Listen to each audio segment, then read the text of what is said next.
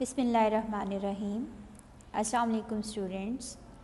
Hopefully you all are well, enjoying good health.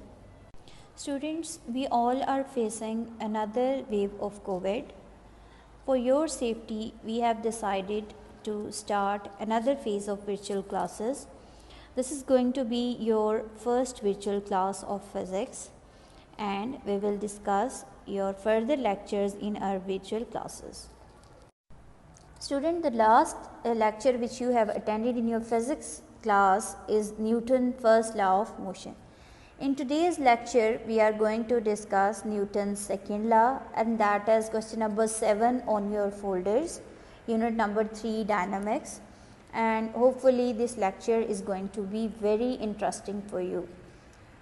Okay students, what was the statement of Newton's first law? That if an object is at rest, or if an object is moving, that object is in state of motion.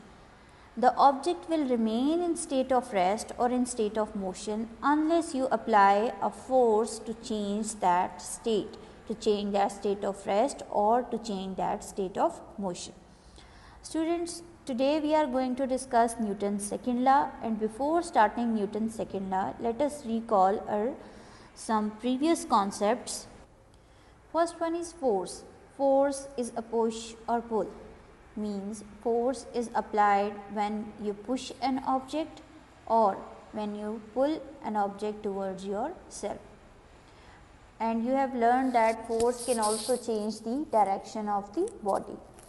So, by applying the force, you can push an object, you can pull an object, and you can also change the direction of the body. Next is acceleration, is when the velocity of an object changes. Means, for example, if there is a car and that car is moving initially with the velocity of 5 meter per second, and after the passage of 5 seconds its velocity become 10 meter per second. So, what happened that there is a change in the velocity, and whenever there is a change in a velocity, that is called acceleration. Here we are having some examples, like when you increase the speed, when you slows down and changes the direction. These are the examples of force and acceleration. Now students, let's move towards the statement of Newton's second law, that is, when a net force acts on a body, it produces acceleration in the body. Students, whenever we apply the force, there will be a displacement, and we know that rate of change of displacement is called velocity. And when there is a change in the velocity, a body is having initial velocity, some final velocity, and that velocity is changing with certain time, then that change of velocity is called acceleration. So, simply we can say that when we apply the force, then there will be acceleration. So, in this statement he is writing that when a net force acts on a body, it produces acceleration in the body. Another thing students, that the direction of the acceleration and force is same. For example, in the picture you can see that person is pushing that box forward. So, definitely it will move in the forward direction.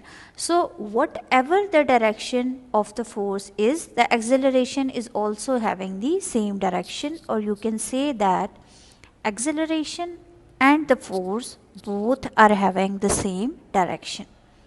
Here we have discussed that when a net force acts on a body, it produces acceleration. It means that whenever you apply the force, there is an acceleration in the body.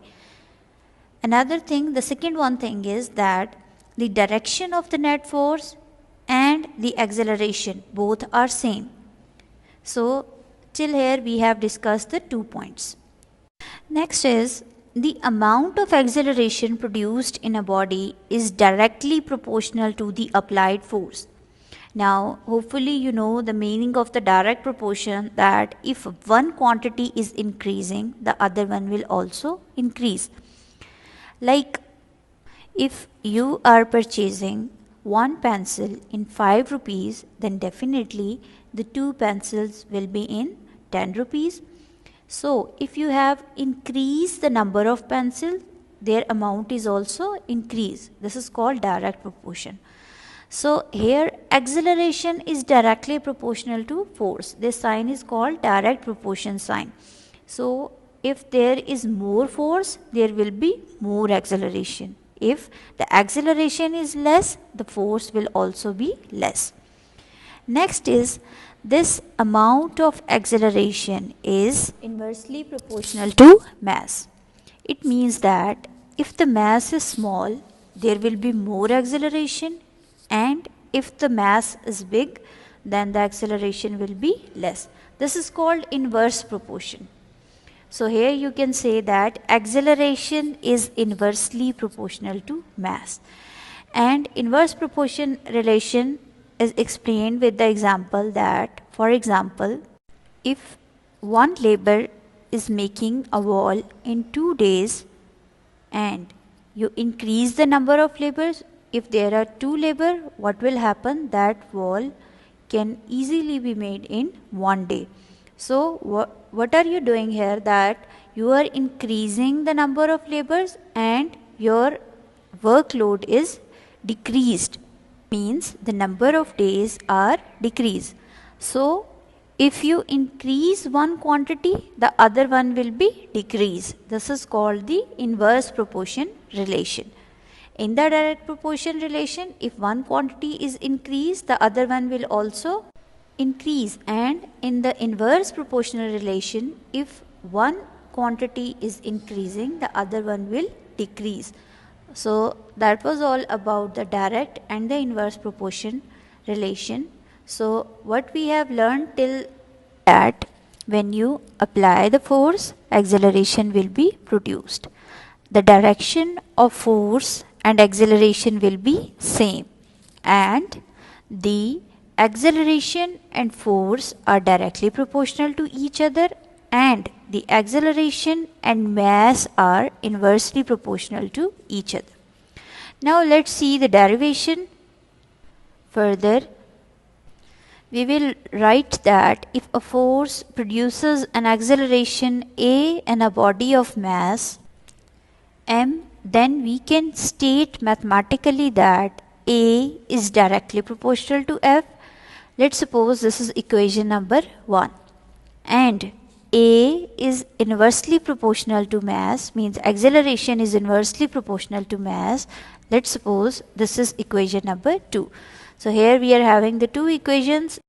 Acceleration is directly proportional to force and acceleration is inversely proportional to mass.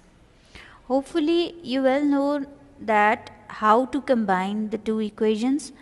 When you combine these two equations, you will get A is directly proportional to F by M. By combining these two equations, combining relation 1 and 2, you will get A is directly proportional to F by M. When you multiply the M with A, definitely M is dividing here, so when it moves to the second one side, it will be multiplied with the acceleration. So it will become F is directly proportional to MA. Students, in physics, whenever you remove the sign of direct proportion, there is a sign of equality and there must be a constant with the equality sign. Let's suppose here we are using that constant K. So when you will put that constant K, putting K as proportionality constant, we get F is equals to KMA. Here the value of K is equals to 1. So when you place 1 instead of K, so F is equals to MA. This is the final form of our formula F is equals to MA. Now students, we are going to discuss the unit of force, that is Newton. As the name of the scientist was Newton, so he decided to write the unit of force as Newton. And how you will define the Newton? That 1 Newton is the force that produces an acceleration of 1 meter per second square in a body of mass 1 kg. It means that when the force is 1 Newton, when the acceleration will be 1 meter per second square and the mass should be 1 kg. So 1 kg into 1 meter per second square, when you multiply the both units, it will be 1 kg meter per second square. So 1 Newton is equals to 1 kg into 1 meter per second square. 1 Newton equals to kg meter per second square. So that was all about the unit of force. So whenever there is a kg meter per second square, you can also write 1 Newton instead of that. Hopefully, student, you also well understood the unit. That was all about our question number 7, that was Newton's second law. Now what you have to do, students, you have to read this question at your home carefully. If you have understood the lecture or you are having any query, then you can ask in the query session. And you are having the notes at your home. You have to learn question number 7 from your book and practice its derivation at least 2 to 3 times at your home.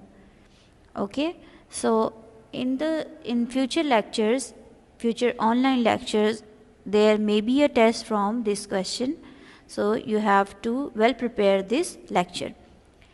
So your diary is that you have to learn and practice question number 7 from notes. Learn the definition of Newton and practice its derivation. That was all, students. Have a blessed vacations. God bless you all. Allah Hafiz.